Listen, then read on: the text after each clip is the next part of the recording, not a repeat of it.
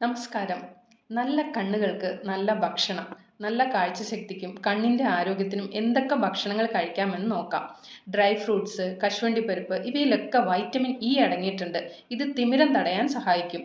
നെല്ലിക്ക, ക്യാരറ്റ്, പയറ്, തക്കാളി, മുന്തിരി, ചോളം ഇവയൊക്കെ ഭക്ഷണത്തിൽ കൂടുതൽ ഉൾപ്പെടുത്തുന്നത് തിമിരം തടയാൻ, കാഴ്ചശക്തി വർദ്ധിപ്പിക്കുവാനും സഹായിക്കുന്നു.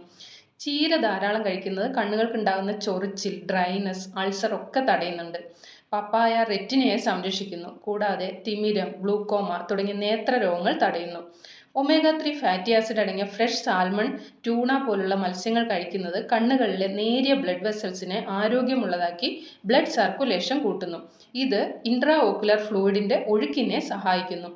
കിവി ഫ്രൂട്ട് പ്രായാധിക്യം കൊണ്ടുണ്ടാകുന്ന മാക്കുലർ ഡീജനറേഷനെ ഒരു 30% വരെ കുറയ്ക്കുന്നുണ്ട്.